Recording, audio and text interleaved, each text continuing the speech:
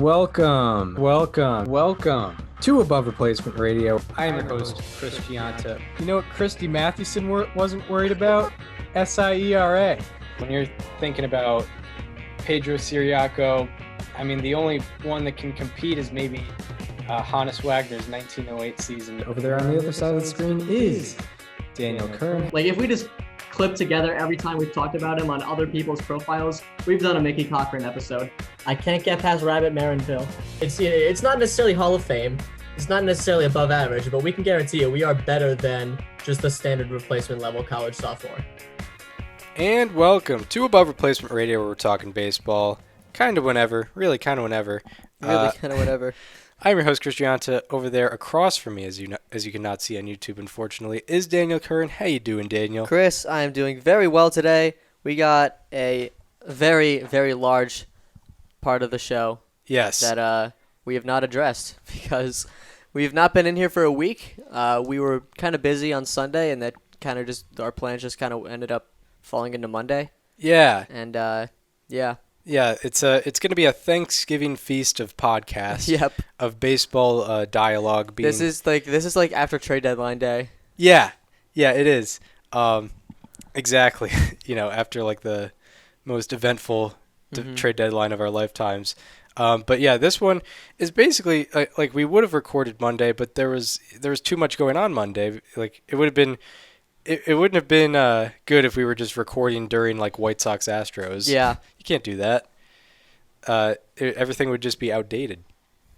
So the only way for us to not be outdated is to record, when less things are going on, and that is happening here on Thursday afternoon here at Springfield College. There's a lot to talk about. I think the hottest subject of them all, something both of us certainly did not expect. Red Sox win over the Rays in 4 games. Do we want to go game by game here? Because, game 1... I think we should just start with just the overall... Yeah. Like what happened. Right. Like, we'll talk about the big moments, talk about takeaways from the series. That's what we should do. But after game 1, you're seeing what's on the television screen, and you're like, this makes sense. Yep. This seems to be the direction things are going. Shane McClanahan has a great 5 innings. The bullpen shuts it down. Erod did not have a good start, and it kind of set things up poorly for the Red Sox, but it ended up that they didn't score any runs anyway. Then the next night, in the first inning, Red Sox score a couple runs. We're like, all right, well, things are looking a little different. And then Chris Sale gives up 5 runs. He gives up, I just want to reiterate, Chris Sale has the bases loaded for Jordan Luplow, a guy who kills lefties, only in the lineup because he's facing a lefty. That's the only reason. Sale throws a fastball for a strike, throws another fastball for a strike, each of them at like 94. Like, he did not have his velocity. On 0-2, he throws another fastball, and it gets crushed for a grand slam. Like, I cannot understand the pitch process there. You have your Chris Sale, you have that slider, it's 0-2. You're facing a guy who kills lefties, and he threw another 94-mile-an-hour fastball, the third straight one of the at-bat. I didn't understand that one at all. Right. Logically, it didn't make too much sense outside of the only justification I could have in my head is if, I don't know who's exactly calling it. I don't know if the coach is calling it or if it's only Vasquez, but I'm wondering if Vasquez thought, Luplow has to be sitting breaking ball here, so we're not going to give him breaking ball. However, most hitters sit fastball anyway, and clearly that was what was happening with Luplow, and he gave up and Luplow had his grand slam, and it was like, all right, well, I didn't imagine the Red Sox were going to reach 5 runs that game. No. But they very well did. They did that and a whole lot more. Yeah, they got to 14. They had 5 home runs. That was the most they've hit in a playoff game as a franchise. Yes. That was pretty dope. Kike had a 5-hit game with, I think, 5 extra base hits. Or something like that. I have to look at. I think he had 4 extra base hits. Okay. He had the only game in postseason history with 5+ hits, 3+ doubles, and a home run. Wow. So that was pretty big from Kike's side of things, and I believe Bogarts had 3 hits. JD had 3 hits. Both of them had home runs as well. It was crazy. Unbelievable. I just learned Kike Hernandez led the Red Sox in B-WAR. It makes sense. It's very crazy. He tied with Xander, but still. Right. I would never have expected that one. Yeah, I guess it makes sense given that like Bogarts his defense detracts him and Kike's defense makes him better. Yep. So it in that sense, the wins above replacement thing makes a little more sense. But yeah, they score 14 runs, and this leads to one of my takeaways with the Rays, is I think after it happened, we didn't realize the impact it really had, and that is not WB Mason. That's just a van. That's just a random van. Oh yeah, it's the Springfield Republican. So Yeah. shout out to the Springfield Republican. They're delivering their newspapers that I will be delivering later on today. Cool. But it leads to my takeaway. I think after it happened and how the Rays fared in the regular season, as there it goes again, with how the Rays fared in the regular season, we didn't realize its impact and how it would lead into the playoffs. But not having Tyler Glass now, I think it really affected the Rays in this series because there wasn't really a starter you could rely on. Maybe Shane McClanahan. Yeah, but he there got wasn't rocked in Game 4. Right, and there wasn't that heartbeat. There wasn't that super reliable guy like Tyler Glass now that you could have in the playoffs, which kind of hurt them. It did. Starting pitching was, they were playing down early in a lot of games. I mean, even if they came back in the second game, like they had to play from behind at first before the grand slam. You're right. Game 3, they were down 3-2 in the 5th. Game 4, they were down 5-0 in the 3rd inning. Like they were put in holes pretty immediately in games, every game except for Game 1. Right, exactly, and I guess it leads into the cliche things. Is they had a very young staff. I believe they were the second team in postseason history to start 2 rookies back to back, or something like that. Would make sense. Shout out to, I think it was Jared Parker and Tommy Malone or something like that. I forget. In like the 2012 ALDS, that was hilarious to see. Speaking of names you haven't heard of in years, yep. Even though Tommy Malone's still active. But yeah, I think, and I guess if you want to go way far back, it reminds you of the impact of losing guys like Snell and Morton. Just not having the reliable starters, and maybe it affected them more in the postseason than we would have thought it would. Yeah, I mean, I think there's a lot of things you can point to. I mean, I think the team as a whole got too ahead of themselves. I'm sure you saw that headline where they ordered champagne to Boston after Game 1. Oh yeah, I saw glimpses of that. Yeah. There's also that thing about, I think the Red Sox, they do this thing where they take any random thing and they just take offense to it, and it might not even be something offensive, but it just makes them play better. And if it makes it play better, then you do you. But the whole thing about what was it, Randy Arozarena and Nelson Cruz eating popcorn in the dugout in Game 1? Yeah. That's literally not offensive at all. That's just guys being dudes. Yeah, just guys being dudes having a snack, during the game. The Red Sox, multiple players were we didn't like that, and I mean they never lost a game after that. So I guess I can't, who am I to say who cares about that, because it clearly makes them play better. Yeah. I mean, look at their 2018 sweatshirts. # do damage. Yep. It's because of a Brian Cashman quote, obviously. As in July, he said, talking about the upcoming Red Sox-Yankee series, he said, we do a lot of damage against them. We do a lot of damage against them. Sorry for the October sniffles that I might be having. It's been going around. Yeah, I've been going around, especially in the house that we live in, unfortunately. But anyway,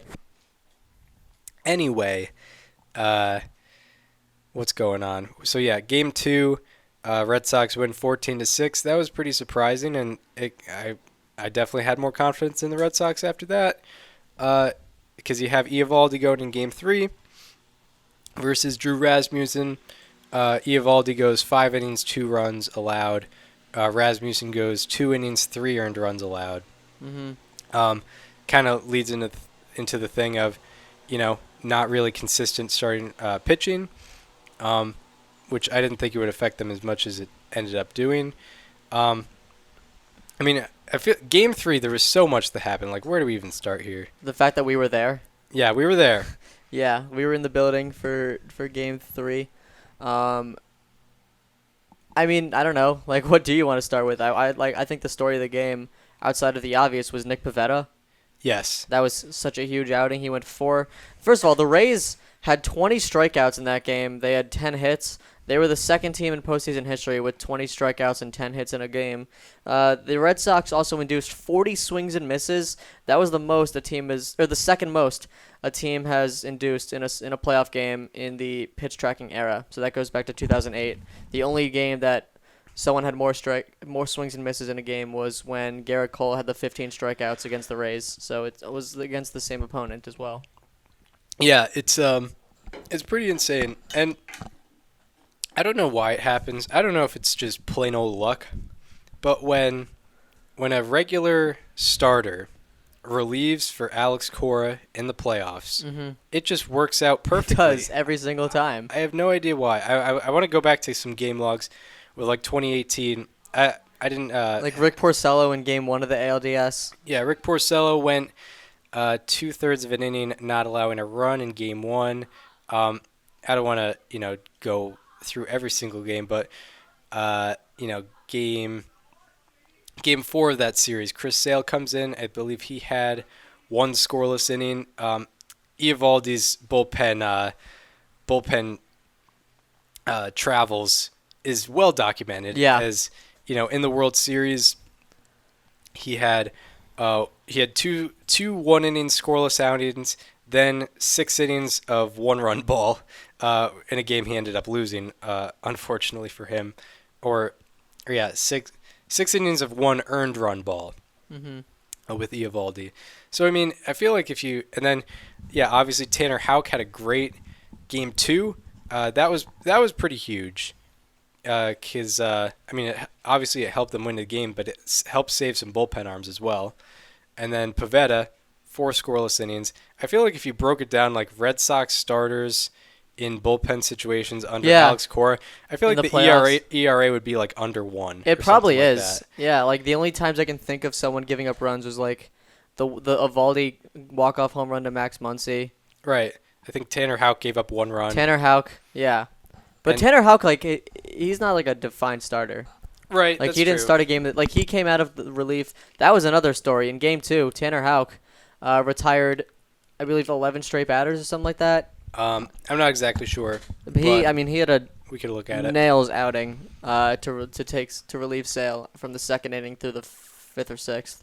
Yeah, and it made it so the bullpen. It made it so you didn't have to give guys like, I don't know, Robles, Barnes, Martin Perez, like multiple innings and exhaust them. Yeah. Because we know the postseason can be very strenuous on. Yeah, every inning matters. Relievers.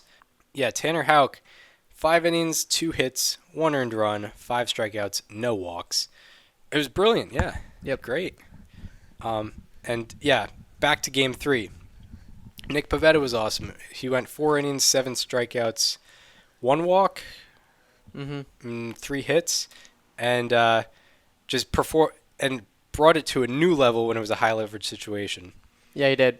I feel like he had an inning-ending strikeout every time in those extra innings, and yeah, the crowd was electric when that happened. Yeah, he had 3 inning-ending strikeouts, and like they were all swing strikeouts, so it's like it gets the crowd going. Exactly. You're going into a potential walk-off situation. And then on the flip side, the Rays went 1 for 9 with runners in scoring position in that game, which is not ideal in a playoff game. They went 1 for 9 with runners in scoring position. And finally, you get to the 13th, and it's the bottom part of the order. I'm thinking in my head, maybe in the bottom of the 14th, we get something going. But bottom of the 13th, Renfroe gets on via a walk, and then Vasquez takes a fastball that ended up being right down the middle and puts it over the monster, and it's Red Sox win. Yeah. Just one of the greatest moments of our lives. It absolutely was. We were both I didn't think it was gone in person. I was like, that could be off the wall. That could make it second and third, one out for Christian Arroyo. And Right. now it just kept carrying. Yeah, and it's so electric when you're there, and I think that's something that's going to factor into the Red Sox Astros series and any future Red Sox series this upcoming postseason. It was crazy how much the momentum swang there. Like, I didn't even, like, I knew in the back of my mind the series wasn't over yet, but normally that'd be in, like, the front of my mind. right. Like, in 2018, after that happened, I would have been like, my first thought would have been like, okay, now we got to win tonight. Right. And what I think the Fenway Park on both Game 3 and Game 4, it seemed, was just on a new level. Yeah. It seemed. It really was. It was loud. Like higher than at this point in the ALDS in like 2018, it didn't seem like that. Mm-hmm. And Red Sox ended up doing okay, but like the crowd was crazy. I think that might have a little bit of a factor in any upcoming Red Sox postseason series, which is good to see as Red Sox fans, and yeah. So then, Game 4, third inning, Red Sox offense goes off. They get 5 runs, and a little stat nugget for the people at home. The Red Sox had the highest average exit velocity of all the playoff teams thus far. Their average exit velocity was 91.5 miles per hour in that series. The next highest was at 89.4, which is a pretty hefty difference there, considering average exit velocity. So yeah, the Red Sox offense really brought it to the table. They hit 341 that in that series with a 915 OPS. It was pretty crazy. Like, so what would you say was more of a surprise, Rays pitching or Red Sox offense? I think it has to be Red Sox offense. Yeah.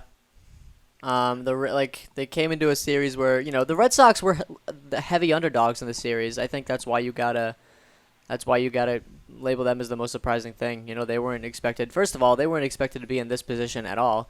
They were supposed to be on their couches by now.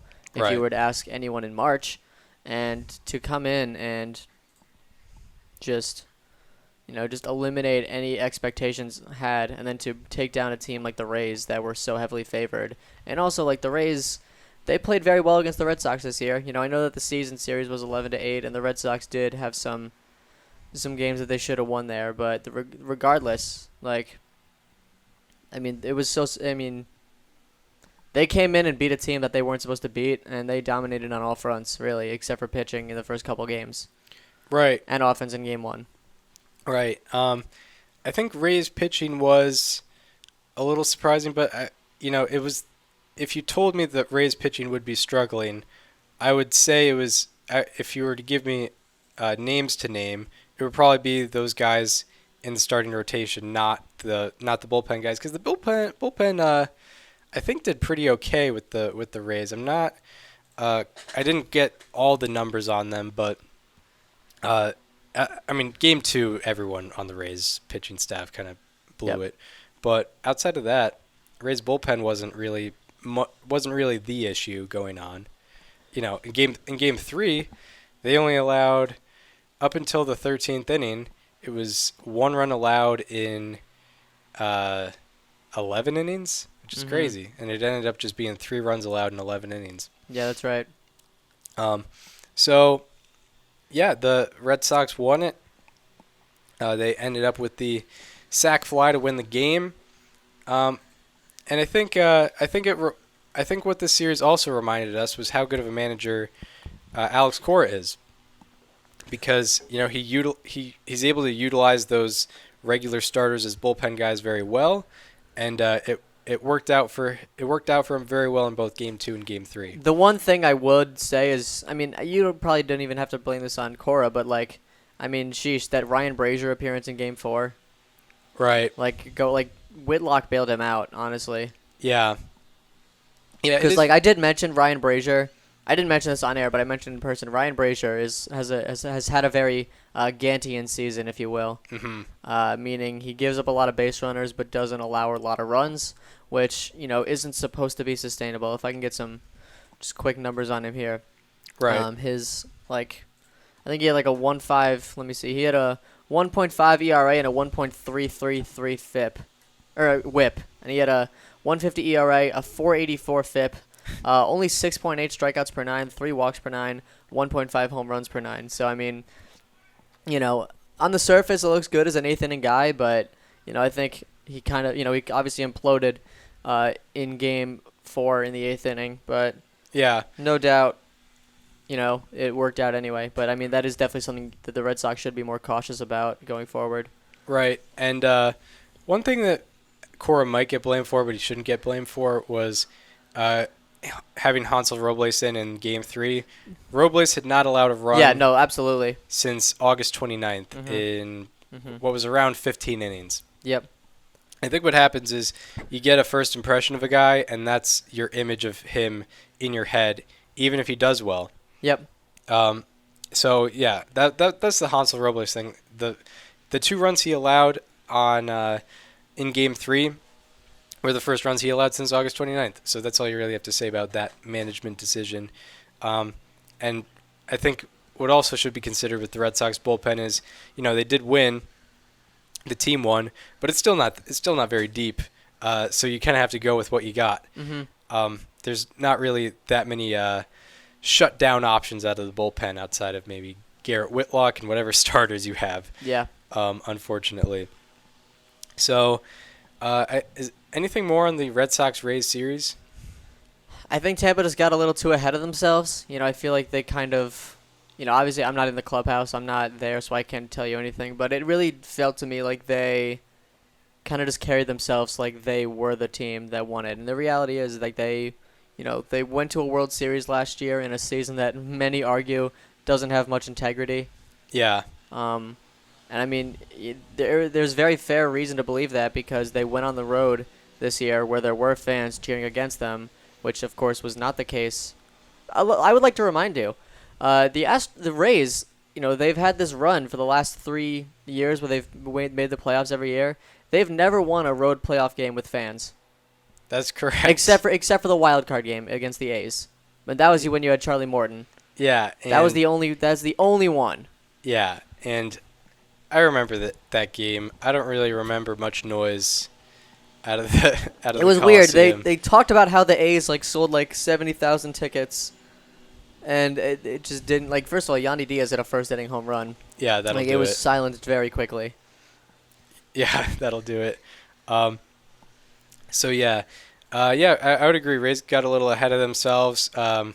They won 100 games this year, but again, as you mentioned, they haven't been able to win on the road against fans. Yeah. So I think that's something to consider there. Just haven't really been able to perform well in those types of situations. So I guess we'll factor that in. If they make it to the postseason next year. Yeah, I mean, that is something that I think a lot of people should consider. Like we talked about, we'll get into the White Sox next. We talked about how they struggled to play against, high-quality teams this year. The Rays might be in that same boat for playoff games on the road. Right. They very well could be.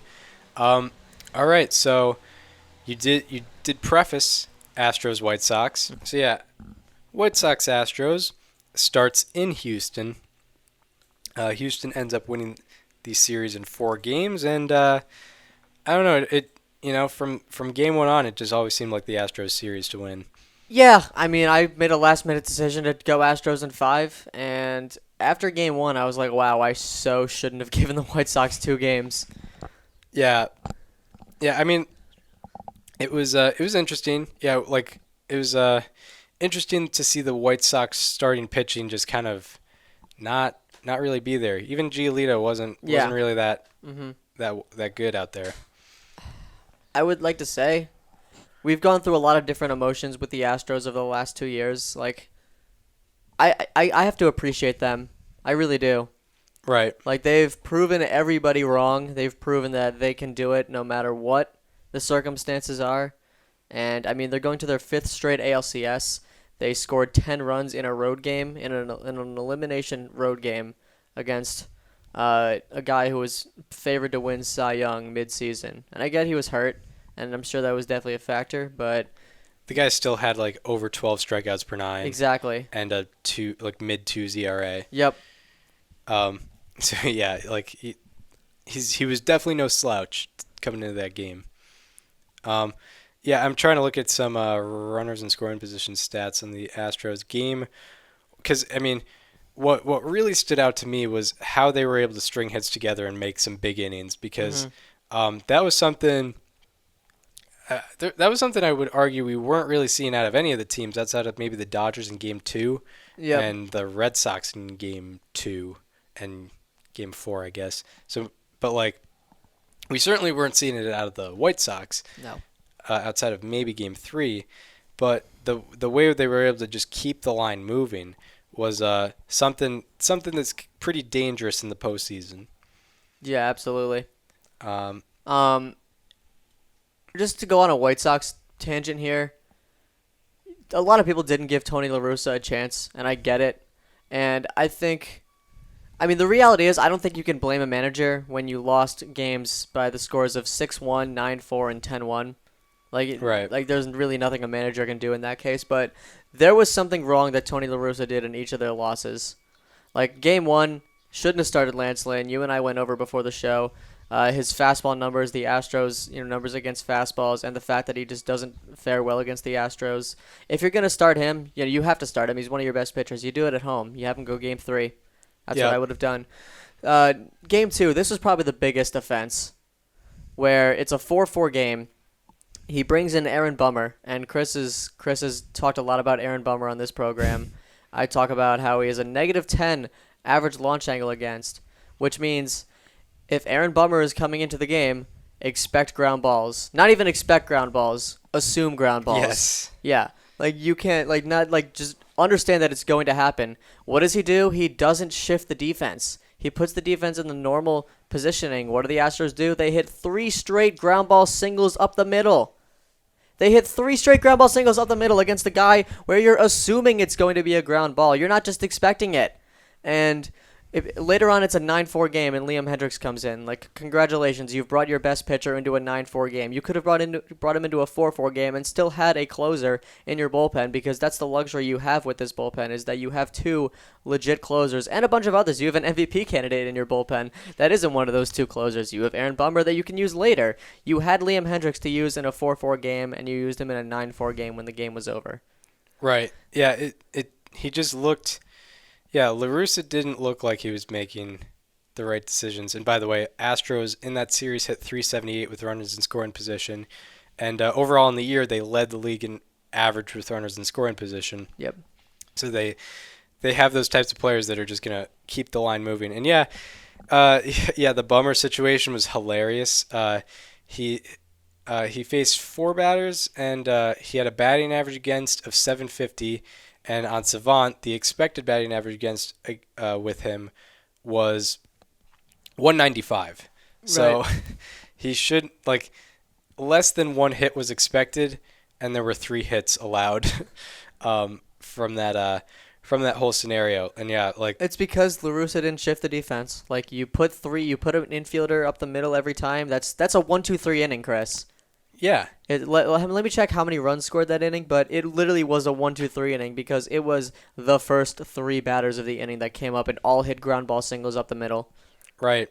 I don't think any of them had a launch angle above 5. I think it was 7. 7. Alex Bregman had a 7, I believe. They scored 5 runs that inning.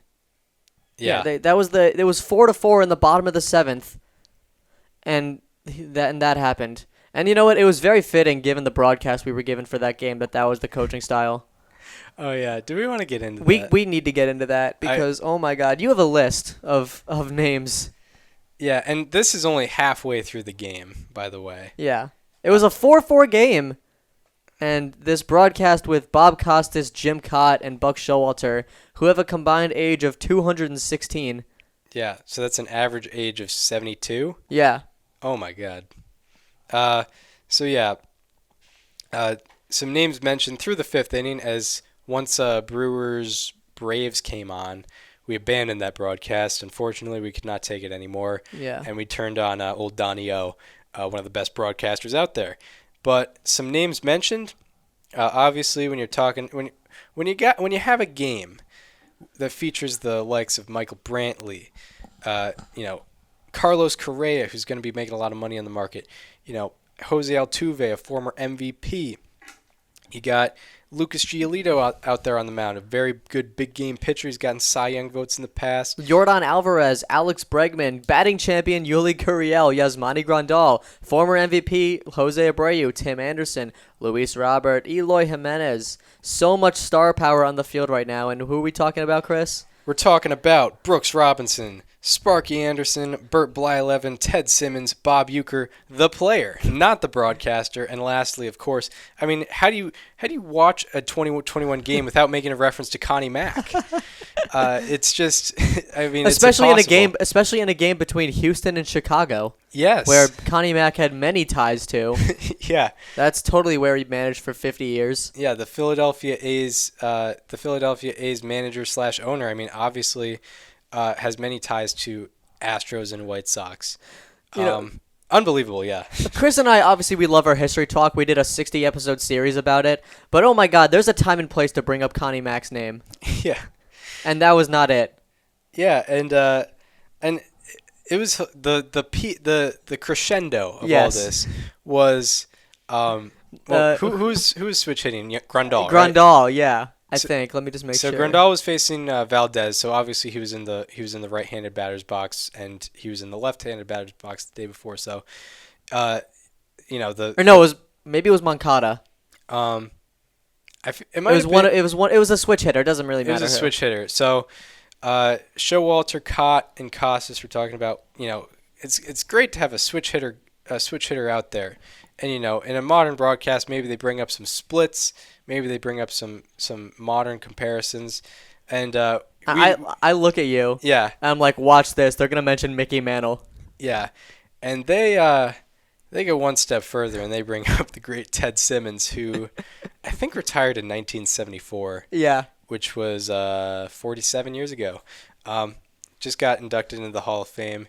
Through the old timers committee. Maybe it was 1988. It was 1988. Oh, 1988. Okay, but so it's a little more recent, yeah. A little more recent, but still. Some of the 55-year-olds might remember. Yeah, he retired 33 years ago, and they're bringing him up. And not only that, but this is a game on MLB Network, which is usually a network that attracts a younger audience because most cable TVs don't have MLB Network. Right. Usually it's through streaming services where mostly younger people are going to use. So this audience was probably younger than most. And I'm guessing Major League the entirety of Major League Baseball has everything to do with who's calling this game. Mm-hmm. So this was someone at Major League Baseball was like, you know what we need right now? We need some Costas Cott Showalter experience right now. Yeah. MLB's done some good things with their YouTube broadcast. We'd mentioned the all-woman thing with, I know Sarah Langs was in it. Melanie Newman, Lauren Gardner, Alana Rizzo. Yeah, and Heidi Watney. And yeah, we highlighted Langs because we're big fans of Sarah Langs. So and that's someone modern who can bring some excitement and bring some perspective on some new numbers that you might not be used to. But we're going with guys who are going to call back, Connie Mack. Yeah. And there was probably a lot more too. We just didn't hear him because we couldn't take it anymore. But I mean, we heard enough. Oh my God. I can't imagine. Yeah. When it was the bottom of the inning and the Astros were already up by 5. I mean, I can't imagine. Yeah. They probably went on tangents. Yeah. I mean, they started going like episode 150 of ARR. Yeah.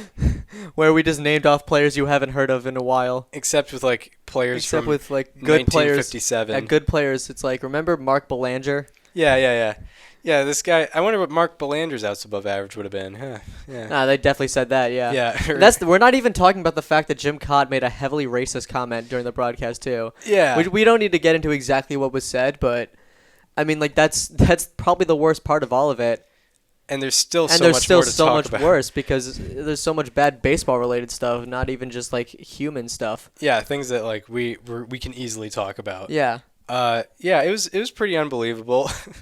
It became a caricature of itself. The broadcast did. Yeah.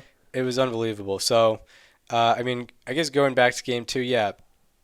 That's what I'm gonna remember that game for. Like I'm gonna remember for La Russa. Oh yeah, by the way, they were obsessed with the fact that La Russa and Dusty Baker were the two managers in that game. Right. Which like Dusty Baker, I don't know why he gets labeled as like an old school baseball guy just because he's old. Like he is very much not that at all.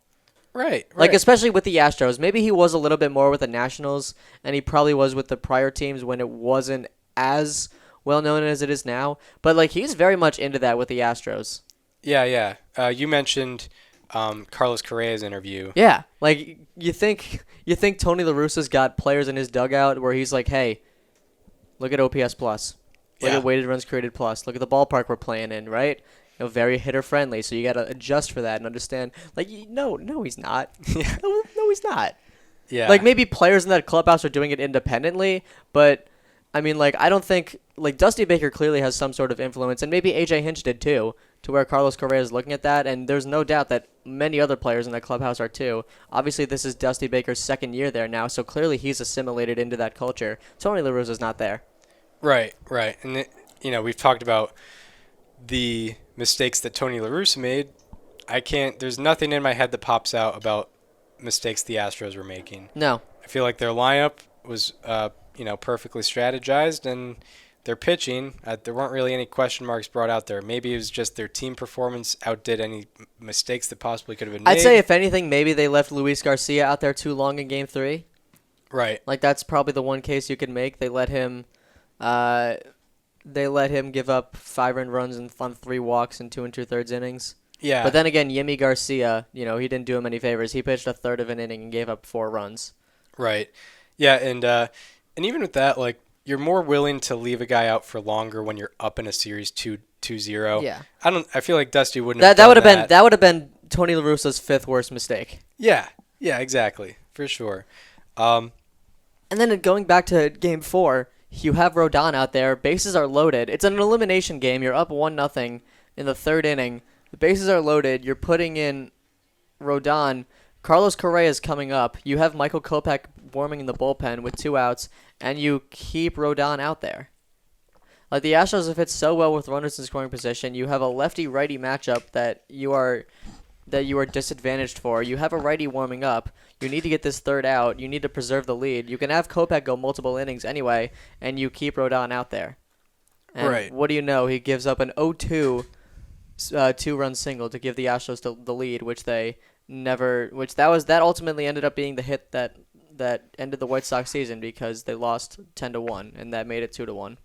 Right, exactly. And I'm taking a look at Correa's splits here, platoon splits. Pretty similar, but I imagine like with Kopech, you'd much rather have Kopech out there, and it's not like a thing where we might send out Kopech too early. He's a guy that can eat up innings too. Yeah, exactly. Obviously. He used to be a starter. Like you could have had him get maybe 7 outs. Yeah. I feel like I've seen Kopech 2 1/3 lines plenty of times this season, and that's something that that La Russa's done this season. Yeah. So yeah, I mean, with La Russa, it's like we already thought he shouldn't have been a manager. We knew he shouldn't have been a manager. I don't even want to say thought. Like Yeah. It's like I don't want to give ourselves too much credit for being like, well, we didn't think. Like we knew. Yeah. And normally like after something like this, you might fire a guy like La Russa, but given how he was hired, I don't think that's going to be happening. Michael Kopech ended his regular season by pitching 3 innings in his last 2 appearances, one of them on 2 days rest, one of them on 3 days rest. So yeah. you can't tell me you could have gotten him for 7 outs. Right, exactly. Do we want to eulogize the White Sox or even go back to the Rays, because usually we do eulogy on each team. I feel like we should just save that. Like, we have a lot to get into today. We can get into that in the off season. Yeah, we can. I would agree. So yeah, Astros win in 4 games. They seem to have it in control for most of that series. This is going to be a legit ALCS matchup. It will, especially given a new development we had with a certain starting pitcher. Before we get into that, National League Division Series. By the way, we are not going to be including any Giants-Dodgers talk, as that will be for episode 156 and a half. What the? Where we are going to be... We have some breaking news. All right. On that exact game. Perfect time you bring that up. So Julio Urias was supposed to start this game. The Dodgers just announced that Corey Knebel will start Game 5 tonight. Huh. I'm assuming Urias is hurt? Yeah. Are they going... Or maybe they... you know what? I wonder if Roberts... I haven't seen any reports on him being hurt. I wonder if they're going to have Knebel go 1 and then throw Julio out there to a lefty lineup. Potentially. Although I feel like... If there's no reports of... I feel like Kapler would know better than to... Yeah. Put all his eggs in one basket. Okay, hold on. Let me look at if Julio Urias is hurt. Yeah, that's a good... Because I feel like this is something that Kapler would easily see through. Because Corey Knebel, realistically, isn't going more than 2 innings. Exactly. Yeah. He's not. Okay, Alden Gonzalez can confirm Julio Urias is not injured. So it looks like that is the plan. Okay, yeah, so he's going to be an opener to Julio Urias. Like, that's already being reported. What a weird... strategy by the Dodgers in a winner-take-all game. Let's take a look. Like, are they gonna? I think the Dodgers are gonna try to win this game in the first 2 innings, which is very. Let me look at Logan Webb's like inning by inning stats. I'm doing the exact same for Julio Urias. Yep. Because like that, the only way it would make sense if Urias had like a 6 ERA in the first inning. Yeah. But I mean, he did fine in his last first inning. He did great in his start overall. Logan Webb has a 3.81 ERA in the first inning, a 0.069 ERA in the second inning, he has a 5.84 in the fourth inning, and then also a 1.35 in a third of an inning pitched in the 8th. But who really cares? Urias is just consistent down the line. If you go inning by inning with ERA, 3.09, 3.09, 3.38, 2.25, 2.03, 5.30 for 6th inning. Well, catch me on Dave Roberts' pregame press conference. Yeah. Because I would love to hear the explanation for this one. Right. Because this is, if this goes awry, this is very bad for Dave Roberts. Not that he's going to like lose his job or anything, but it's like, what's going on here, man? Corey Knebel. Let me look at his numbers like against the Giants, because this is a developing story. Yeah. So I guess we are talking a little Giants-Dodgers because this is crazy. Well, this was not supposed to happen here. This is not supposed to happen at all. But we're going to talk about Game 5 and the entire series tonight and release that Friday morning/afternoon area. And preview the NLCS, which will be between the Braves and the winner of this game tonight. And we're about to get into... Braves Brewers. Yeah, so Corey Knebel's pitched 2 innings against the Giants this year. They were 2 shutout innings with 2 strikeouts and no walks. So like all the peripherals are looking good, but it's 2 innings. He also allowed 2 hits. Interesting. Really weird. Like I don't like I feel like they're just trying to get a strong start where like I think they know that I think maybe people see this as like a bait for the Giants to put out a left-heavy lineup and then Julio Urias comes in, but I think Kapler's going to see through that and just put out the regular lineup that he was planning to put out. Yeah. Yeah, I don't get it. And I don't know, maybe they're trying to get like a 2-0 lead in the second inning or something. Yeah, I couldn't explain it. Nobody I don't even have a theory for it. Nobody is happier than Brian Kenny right now. I just want to say that. Yeah. It's like even the Dodgers with their developed rotation are going bullpenning or opener here. Yeah, that's pretty wild. Pretty crazy there. So yeah, we got Corey Knebel starting. Yeah. Jay Jaff just put out that like Urias actually has like a slight reverse split where the wOBA against is like 274 to righties or 274 to lefties, 269 to righties, which is, it's not that extreme, but I mean, it's not enough to run with the narrative that Right. that we need him to face less of a certain type of hitter. It would be funny if like if this fails and you see in the post game press conference with Dave Roberts, it was like, I mean, there's the 5-point wOBA difference. Yeah. People are like, what is he talking about? But it's a reverse split though. Yeah. Like, that wouldn't even make sense. He just saw like reverse split and was like, all right, We wanted him this guy. facing more righties. Yeah. Because he only allows a 269 wOBA instead of a 274 wOBA. Yeah, obviously, guys. Do you guys even watch the sport? Do you guys look, Daniel Murphy, do you go to Fangraphs at all? Direct quote. Yeah, it's wild. So Plot twist. if you want to hear us talk about how it transpired, listen tomorrow, because that's going to be our episode 156.5. Yeah. Where we're talking about the Dodgers-Giants series. But it would be inappropriate to just talk about what happened so far in the Giants-Dodgers series. Yeah. And then leave off until like Monday. Yeah. Well, we'll talk about it all tonight. Yeah, we will. All right. Anyway, a series that has concluded in 4 games was Braves-Brewers. The Braves dropped game 1. They won the rest of them. What are our takeaways from this series? I was very worried about the Brewers' offense, but my God, did I underestimate how detrimental they were to the entire team this year. Yeah. Like they scored 2 runs in the first 27 innings of the series. Right. Actually, I think it was even more than that. Let's see. Or 26. 30. They scored 2 runs in the first 30 innings of the series. Right. Did they not score? When did they score? In the 4th inning? 8th inning. Wasn't it like 7th or 8th? Wait, in game 4. In game 1. Oh, they scored. Oh yeah, they scored in the 4th. Okay. Well, I think it's 29 because they only hit 8 innings in game 1. But anyway, I mean 29 innings. Oh, that is crazy. That's a good point. But still, 29 innings, inning, yeah. 2 runs in 29 innings is absurd. Yeah, that can't happen on any circumstances. Yeah. That's a guaranteed 2 loss. Well, actually, it's not a guarantee. It's a guaranteed 1 loss because you could win 2 1-0 games. Yeah, correct. But I mean, that's very unlikely.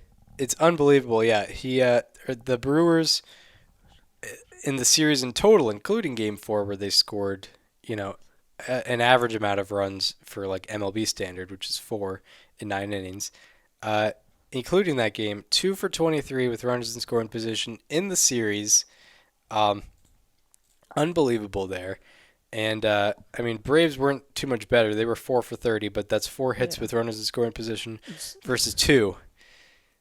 And I think the Brewers overall, if my memory serves correct, they hit 192 with a 527 OPS in the series. Sounds about right. It was wild. The perfect microcosm of this series was just how it ended. Christian Yelich comes up as the go-ahead run in the 9th. He watches strike 1. He check swings at strike 2, and he watches strike 3.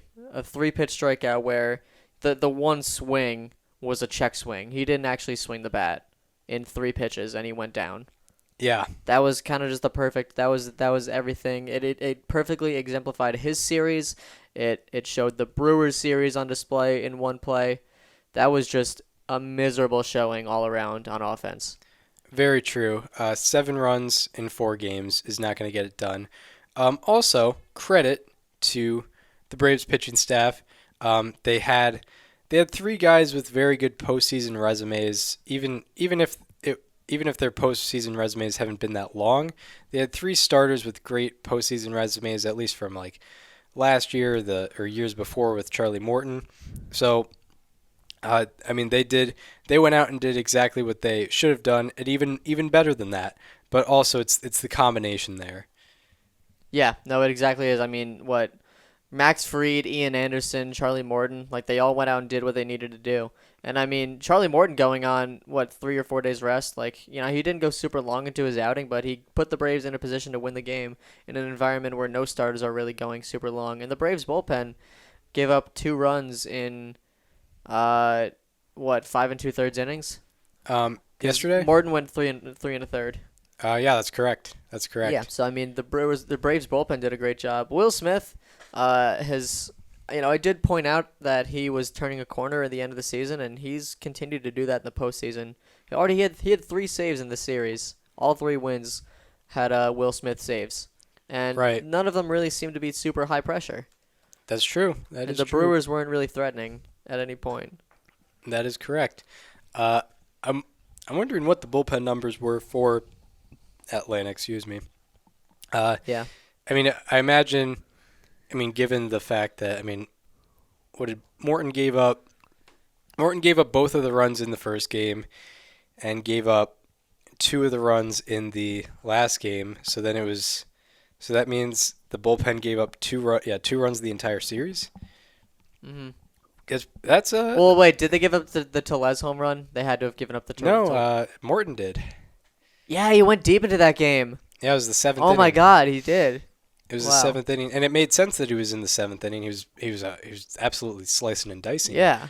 But ended up. Yeah, you're giving right. up They the gave home up run. 2 runs all series. Wow. So yeah, shout out to them. I mean, I wouldn't have expected that, but the guys like Will Smith, Tyler Motzek, AJ Minter, Luke Jackson, they really put it together. They did.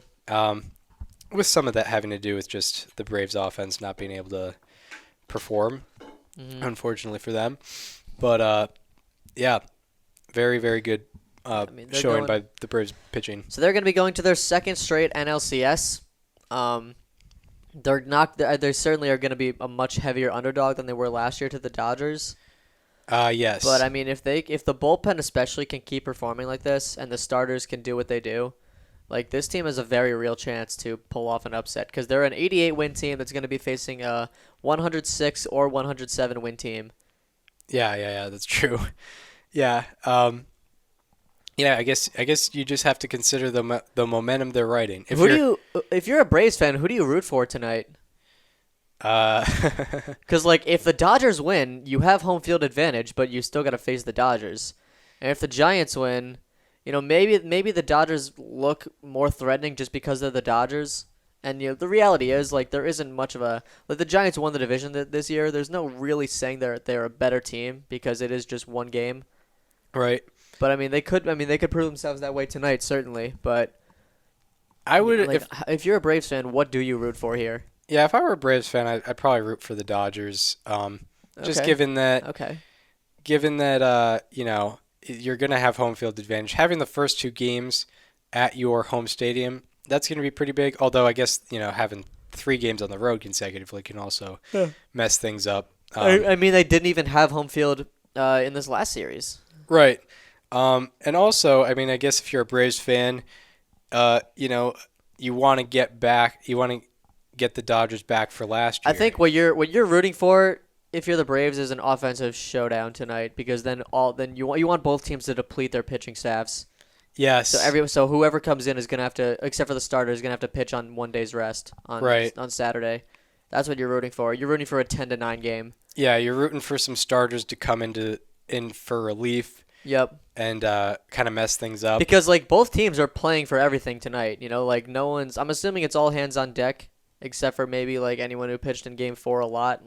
I can't imagine Anthony DeSclafani's coming out that door tonight for the Giants. Right. I can't imagine Walker Buehler's coming out for LA. Right.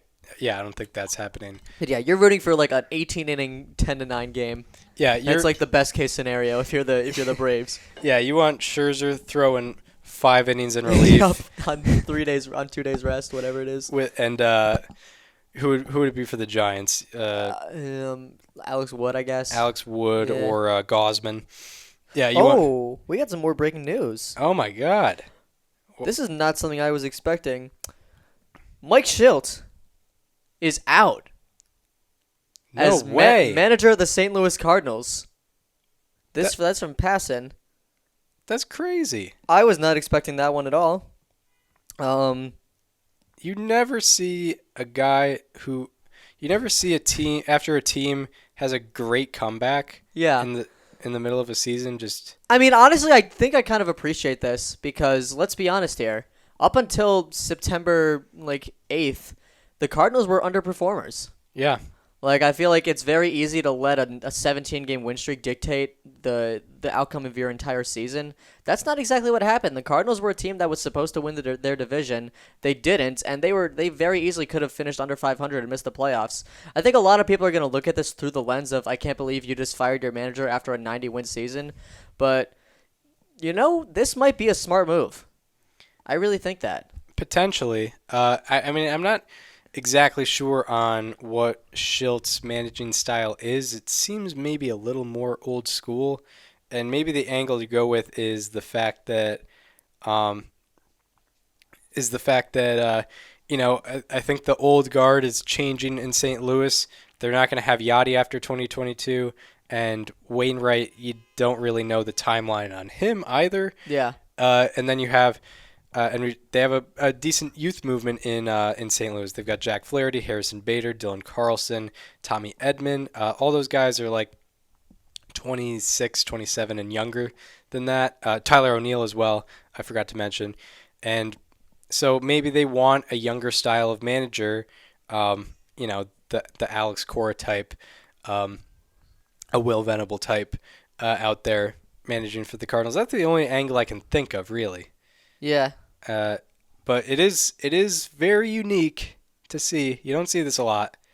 A team come back from like a 5.5 game deficit within a month, and then just abandon their manager. Something's pretty wild there. Anything more on this firing? It's pretty shocking.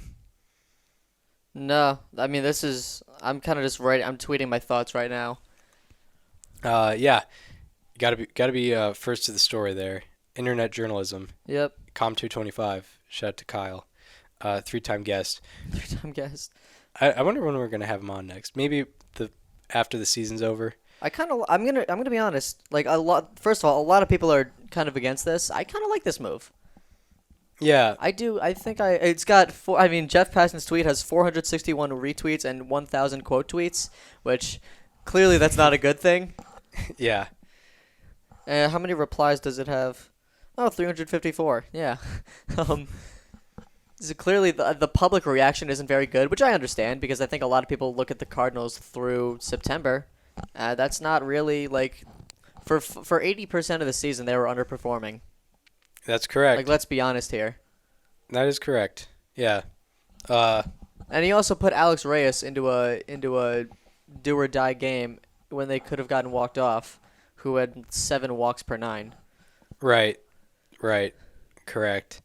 I think my official take on this firing will be sealed once they hire a new manager. Right. I would probably agree with that for my take, cuz if they double down and hire a Shildt type, then what's the point? Right. I think we're looking at a change of culture in St. Louis. Yeah. I wonder if they're I really wish Tony La Russa was back on the market. Then imagine they're Mike Shildt was a little too new school for us, a little too new age. Yeah.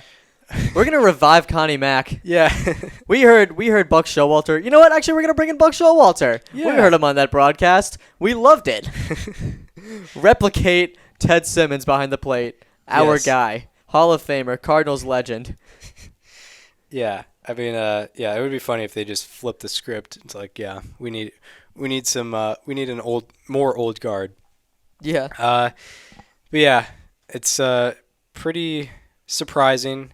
But neither of us expected it. When we were talking about potential firings, Mike Shildt certainly did not come up, but he just got fired. Hear me out, Yadier Molina as a player manager. Oh my God, I would love that actually.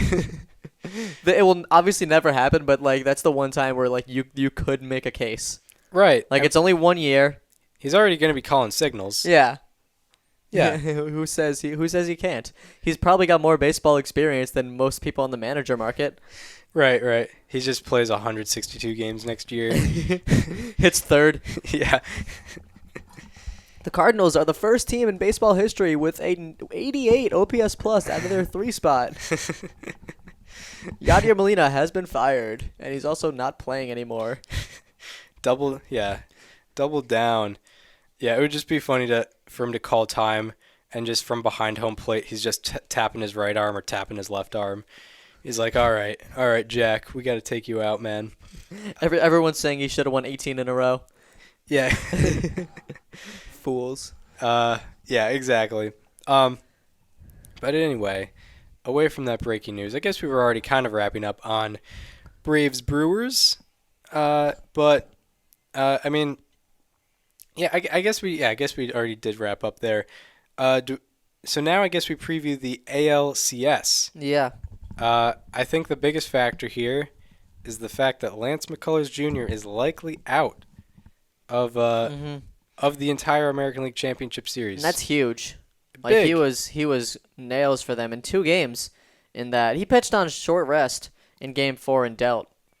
Yeah. After already dealing in Game 1. Right. That's your ace coming off the team. That's a really difficult loss for Houston. Yeah, and I'm trying to see what he did against the Red Sox in the 2018 postseason. I know he came out of the bullpen, but I don't believe he allowed a run. It was very funny. I remember they were like, yeah, it was just announced he's going to need Tommy John surgery in 2 weeks, and he's throwing a bullpen pitching in the playoff game. He's like, well, you know what? It can't get worse from here, right? I'm already out for next year. Might as well finish up the year as strong as I can, which, I mean, luckily it wasn't that. Luckily for him, I suppose it wasn't that much of a stretch since... Yeah, he went 3 innings, allowed 1 earned run. So yeah. he was whatever. A 3 ERA. A 3 ERA against the Red Sox in the postseason. It's a good. That's like a 1.40 ERA plus. Yeah, and if he could have just replicated that for like 159 more innings. Yeah, he'd be maybe top 7 in the Cy Young vote. Yeah, so McCullers being out. That plays a factor. He has a very good postseason resume. I feel like it kind of shifts the direction I think this series is going to go. Yeah, that's that's very valid. I mean, if the Red Sox are facing Valdez and Luis Garcia in Houston, like I feel like the general consensus is going to be that Red Sox splitting is like the bare minimum. Right, especially with Evaldi going Game 1. Evaldi, I know that he does have some home-friendly home-road splits. But he's pitched in Houston in the playoffs before. He did very well there in 2018. Yeah. The one thing I do worry about, though, is the Astros. They're also a team that, like, if you say something, they're going to do something. Like, Ryan Tepera made those comments after Game 3. What do? They won 10-1. Evaldi made some comments on a Boston radio show where he was like, yeah, like, I don't really hate teams, but I certainly don't like them. Which it's like, why would you say that? why would you say that? Right. Like, if you're going to say it, either say it after the series after you won, or just don't say it if you lose. Like, you are not going to gain anything from saying you don't like them, and they've already proven that they can take that personally and leave it out on the field. Exactly. So that does, I think that there is going to be some sort of factor there because, the Astros hear everything, and like that we've seen in 2020 and in 2021, they've gone to the ALCS twice. They've proven everyone wrong, and they're just like the move is just don't say anything at this point. It's been 2 years. Like, everyone knows how everyone feels. You're not going to gain anything from being the 10,000th person to say you're upset with what the Astros did in 2017. Right. Yeah, you're not exactly being very original there. No. And to go from a statistical angle with Evaldi versus the Astros, Evaldi's a known fipster, which is a new term here at Above Replacement Radio. So that means, high strikeouts, low walks, low home runs. I think I'm definitely watching for the strikeouts there because the Astros are a team that doesn't strike out. That is exactly my point. Yep. Is they don't strike out a lot. They don't necessarily rely on the home run ball. As we saw against the White Sox, they're a team that really can string hits together. So that's what my concern would be with Evaldi is he's not going to be able to strike out as many guys as he would normally. I feel like the Astros also are going to put up better plate appearances and maybe get more walks against him. Mm-hmm. And it doesn't really matter if they're putting the ball out of the yard, if they're hitting, hard line drives. If you just go batter by batter, when you think of Altuve, you're thinking of hard line drives. Yeah. With Kyle Tucker, same thing. Michael Brantley. That's what you're thinking of with most guys outside of like Alvarez and Correa. Like those guys are more relying on the home run. Mm-hmm. But that's the statistical angle I think of there. And I guess it can be applied to all the pitchers on the Red Sox. And that's why the Astros offense kind of scares us. Yeah. That's the good way of putting it right there. The Red Sox have a weird history with Game 1 of the ALCS because they lost it in 2013 and 18. Yeah. And They're going to be facing Valdez, obviously a ground ball specialist that we talked about. One of the biggest ground ball specialists that we've ever seen, like 70% ground ball rate, I think. -6 launch angle against, by far the lowest of the StatCast era. Minimum 300 batted balls against. Shout out to the first responders, by the way. Shout out to the first responders, always doing their job out here in Springfield, Massachusetts. Yes. Yeah, gotta love it. Pull over when they're driving by with their sirens, or else you'll get arrested. Yes. But anyway. Ooh, yeah. Like we mentioned, Cardinals president John Mozeliak said he fired Mike Shildt due to a philosophical difference in the direction of the team. So, I think that says what we theorized earlier, that they're gonna go for something completely different next year, and I think that's the right move. Like you had a team that should have done more this year, and right. I think you got to change it up. If you weren't gonna make that change this year, it was gonna be sometime soon after, probably. So I guess it's an issue they just killed at the root. Yeah. But anyway, what were you saying about Red Sox pitching versus the Astros? Yeah, basically just like, I was talking about how Framber Valdez is a ground ball guy. I think he's gonna do his thing. The Red Sox are going to hit a lot of ground balls, and that's not their fault. That's just the pitcher they're facing. Right. And I think the Astros are going to take Game 1, and the Red Sox are going to take Game 2. All right. I think that's how this goes. I feel like a lot of this series has to rely on what Chris Sale we see. Yep. He's likely going to be making 2 starts in the series unless it doesn't go 6 games, which I feel like it will. So he's likely going to be making 2 starts, and obviously we didn't see the right Chris Sale against Tampa Bay. We've seen his playoff resume is odd, because it's not that good if you just look at ERA, but it's kind of just a game by game basis with him, kind of like it was with Kershaw maybe, although I would say Kershaw was a little better. But Sale, interesting. As we've mentioned, his fastball velocity is about 3 miles per hour down, I would say, on average. So that's a difference to consider. And what else? I mean, yeah, it's going to be very interesting for sure.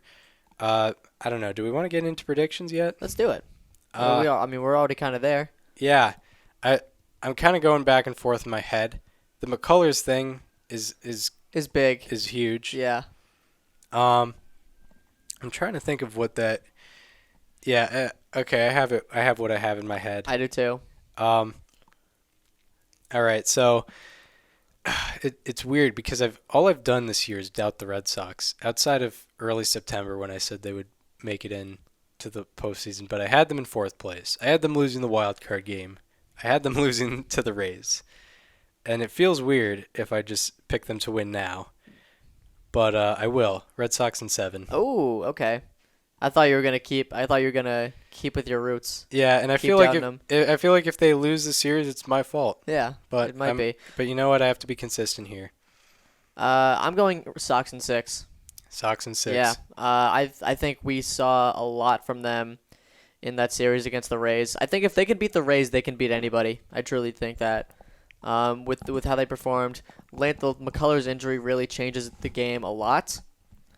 And I think that Fenway is going to be a big difference maker. That home field advantage was legit. The Red Sox, they beat the Rays 2 games out of 2. I think a lot of it's going to come down to runners in scoring position, both preventing and producing on both sides of it. And right. I think And obviously Alex Cora is Alex Cora, and I think they've never lost a postseason series under his wing. Yeah. So I think the Red Sox are going to win the series in 6 games. Yeah, there's a lot of factors to put in with this. I probably would have said the Astros would win it had we had Lance McCullers in here. Yeah, I probably would have 100%. That makes a big difference. That's 2 games, maybe even 3 games that have different results because McCullers is out there. Right. And it's not like Lance McCullers is this awesome Cy Young award-winning guy, but given how he's performed in the playoffs before, given how he performed in these playoffs, I imagine it's a similar impact to the Astros that Tyler Glasnow was to the Rays, in terms of, the Rays didn't really have a reliable starter. The Astros 2, 3, and 4 guys are better than the Rays 2, 3, and 4 guys, but I imagine it has a similar impact. Also, if you look at like bullpen versus bullpen, Astros bullpen ain't great either. Mm-hmm. Red Sox bullpen certainly isn't great, but when you add starters in there, makes it a little different.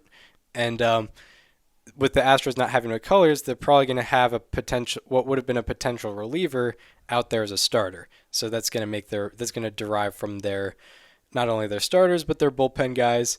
And I do like Alex Cora over Dusty Baker. Alex Cora just, not only is he very analytical and pushes the right buttons, but he's been there, he's done that with the World Series. So yeah, that's why I'm going Sox in 7. I think it's going to be a great series. Absolutely. That we're going to watch here. Yep. Which it's very funny how just the entire rest of the baseball world is very upset over this series. Like, this is, both teams have something to avenge. And right. It's 2017, it's 2018. Yeah, I mean, Yankees fans watching this series are just, they want to go National League. Yeah. Oh my God. That's so brutal. Like, Yankee fans having to root for the Astros right now because they're rooting for the Astros over the Red Sox. Yeah. But oh my God, that's horrible. That's horrific. And on top of that, there are columns coming out right now saying they are considering keeping Aaron Boone. Right. It's terrible. It's terrible right now for the Yankees. It's brutal out there. Yeah. Yeah. It's not good. All right. So I guess, do we have anything more to talk about until tonight? I don't think so, no. Yeah, 9 p.m. Eastern time tonight. Logan Webb, Corey Knebel, / Julio Urias. That's going to be something, for sure. I love how bold this is from Roberts. I respect it. I really do. Because, I don't know, I probably mentioned this before, but, if Urias gets rocked in the first couple of innings and they lose, like, a close game, like, no one's going to blame Roberts for that. Right. Like, he's putting it all in his hands. Yeah. And that is such a huge risk. We've never seen something like this from Roberts. No. Really from anyone. Yeah, the only thing I can consider is, we didn't know it was going to be happening before the game, but when Counsell had Miley go out there for one batter.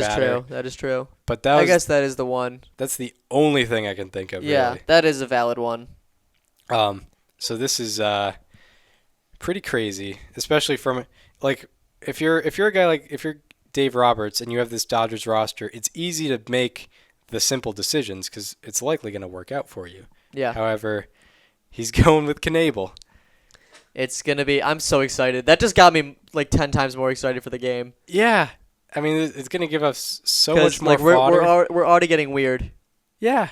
Yeah. Like, I feel like with rosters like the Dodgers and Giants, especially on the Dodgers side, it just would have been easier to have the simple matchup, the whole regular matchup. But no. The 20-game winner versus – Logan Webb, who had the ground ball specialist, had the first postseason game by a pitcher 24 or younger with, what was it, 7 plus innings, 10 plus strikeouts, no walks. I don't know what I found.